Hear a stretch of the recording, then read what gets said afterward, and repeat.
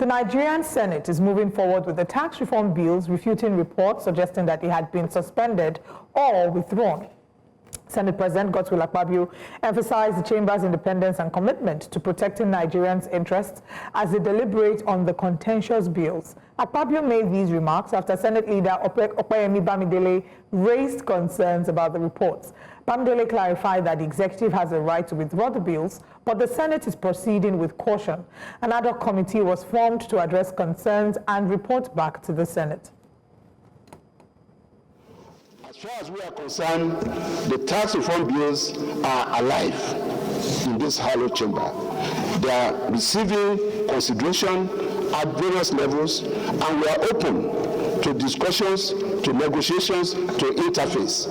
But let it not be said anywhere that we suspended further consideration of these bills. And also it would be laughable for anybody to also think or say or report that the bills were withdrawn. Well, in a related development, the Senate passed the Investments and Securities Bill 2024 for its third reading. Now, this bill aims to empower the Securities and Exchange Commission, SEC, as the apex regulatory authority for Nigeria's capital market. Well, joining us now is the Group CEO of Global Investment and Trade Company, GITC, a strategist and policy analyst, Mallam Yusuf. Good morning, and it's good to have you join us. Most importantly, it thrills my heart to know that you are an advocate and a supporter of the tax reforms bills. Most importantly, looking at the fact that there are conversations around the North not accepting this. My first question to you is this starting to become a tribal a war, suggestively, a tribal war? And what do you think is the core problem that's delaying the passage of these reforms bills? Thank you for having me. I wouldn't call it a tribal war like I was saying yesterday somewhere else. I'm looking at the cup half full to say that this will turn a new page in the political history of Nigeria. Indeed, I believe that if some of us who I see myself as somebody that has the responsibility to speak to Northern Nigerians like I have done. I have had cause to specifically speak to Northern Nigerians on my YouTube podcast type Reflections with Baba Yusuf. And the title is, Dear Northern Nigeria, what have we done to ourselves? It is time for us to start, speaking to these issues. This is not the first time we will have something that is germane with regards to national unity and national progress, and some political leaders from the North will give it ethnic or tribal colorations. Indeed, the Northern politicians are not the only ones guilty. The political leaders in this country have been weaponizing ethnicity, tribalism, and also religion for their own selfish interests. That being said, I believe that with the current advocacy and sensitization that we are doing, I expect the government to do more. It will bring to the front runner that in some cases, or in most cases, these politicians lie to their people. And if we are able to achieve that with this tax reform, it will reverse this trend of disinformation and selective misinformation to achieve political interest. And the moment the people realize that they are always being shortchanged for selfish interest, this trend will change for the better for this country. I believe that the tax reform is for the good. It's a reform that speaks to balance. It's a reform that speaks to equity.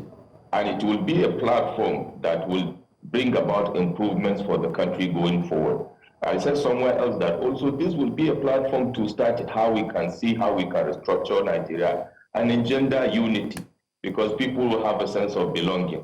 And then there will be focus on the subnationals to deliver, because they keep on collecting money and we don't see the impact of subnationals. And interestingly, now governors are becoming activists. Isn't it interesting?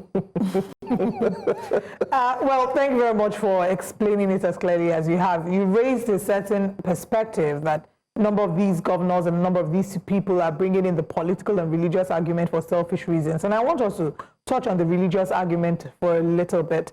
Talk to us about what the religious argument are, or arguments are. We've heard that the number of, some of the arguments that we've heard is that Islam talks about how certain properties should be shared from a person, that it discourages inheritance. And there have been a few arguments that we've had regarding this. So how do we sort out the tension that arises between these policies and people's religious beliefs? I can tell you real straightforward, Olive, that I have read the entire bill as a practice and as a Muslim. I have spoken to Northern Muslims today also on my weekly back page polling, which is always on Friday, speaking to why the Northern Nigerians should not reject this bill. And within that column, I will say what I say here, which is very important to the Muslims and to all of us, because this will also give us clarity with regards to this tension within religious context. In the Holy Quran, in Surah Al-Anbiya, ayat number verse 7, ayat verse 21, ayat number 7, if I get it right. And in that surah, Allah subhanahu wa ta'ala spoke to the need for people to seek for knowledge and understanding on matters that are beyond their scope of specialization before they take decisions. These are the words of Allah subhanahu wa ta'ala, not the words of anybody. And if anybody is a Muslim, and I'll use this opportunity with profound respect to speak to our, religious leaders, in this case, the Islamic clerics, to be guided by this verse of the Holy Quran, that this issue of tax, like other issues that require specialists, perspectives or insights, as religious leaders, we are not omnipotent, we are not omnipresent, only God is. And therefore, you can seek for knowledge and understanding of whatever it is, whether it's on economy, on politics, whatever, before you take a position. And I'll give you an example. I saw a lot of notable scholars and academics in the North, raising this issue that the bill is antithetical to Islam, specifically mentioning, if I may refer to this particular chapter, I think it is section 2 or 3, where they alluded to the fact that inheritance will be tax deductible, which is not true. That particular section they are referring to is referring to the income, family income, not inheritance. Because in Islam, to deduct tax from inheritance is forbidden. In the entire document, there is nowhere inheritance was referred to. That particular section, those scholars, academics, and intellectuals were referring to did not discuss inheritance with due respect to them. And I implore them to be circumspect in research. Anybody that gets to the level of PhD or professor understands the tenets of research. So there is nothing like that as far as I'm concerned in that context. And as far as I know, if there are issues that also have, are sensitive to Islam, that is why we have consultation. That is why we have engagement. That is why we have public hearing. Why not for people, if they really care, rather than shouting hue and cry on something we don't really understand, to go there and engage and raise your objections. A bill is not sacrosanct. A bill is not law. Why don't we engage properly and demonstrate intelligence and demonstrate context, in which case we can negotiate or even stamp our feet and say this is antithetical to our religion. So as far as I'm concerned, there's nothing like that as far as I can see. And like I said, if there is, we can always submit that. And I believe because it is still in the process of legislation, it will be reviewed in line, with the tenets of the Constitution so that it will be an acceptable bill. But just because of a notion, we don't just throw away an entire reform that will bring a reform to an antiquated reform tax, law, which is almost older than the independence of Nigeria. Well said. I mean, you've talked about how it will bring about changes, and Nigerians, most Nigerians cannot wait for these changes. But I'd like us to look at one aspect of the reform bills, the proposal. One aspect talks about the education sector. I don't know if you've been able to peruse or go through that aspect. I'm talking about a TED fund to net fund that's stopping in 5 years' time. we've seen the educationists, everyone is talking that why would you want to put an end to TED Fund, which has actually helped in revolutionizing the educational sector. What say you about that? And while you're touching on that aspect, are there any reasons that one can hold on to say, for this reason, it needs to be reviewed? I'd like your take on this. Thank you very much. Just also to speak to our Muslims, and even for non-Muslims, they can refer to the Holy Quran.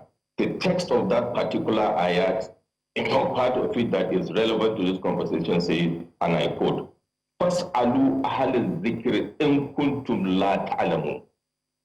Seek knowledge for that which you don't understand from those that know. Now, moving on also, it is chapter 2, part 1, section 4, subsection 3, that some of my, respectable scholars in the North have been throwing around on social media, that it's the section that deals with the inheritance, which with due respect is not. Now, talking about the education, and I know the conversation is around TED Fund, which is the same discussions around, NIDA, Naseni, etc. Specifically about TED Fund and the hue and cry that potentially TED Fund may be scrapped in the next 5 years or whatever. Let us be clear.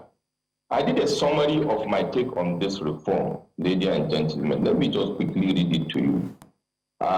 In my opinion, this reform will achieve removal of multiple taxation, scaling down corporate tax to incentivize, the businesses in Nigeria, and also incentivize payment declaration and payment of taxes while encouraging businesses to thrive, raise employment level with attendant, impacts on the economy.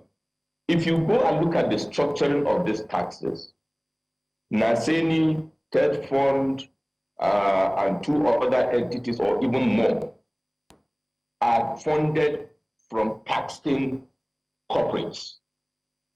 And if you look at the layers of taxes on corporates in Nigeria, at the end of the day, cumulatively, is over 50% of their income. This cannot be sustainable.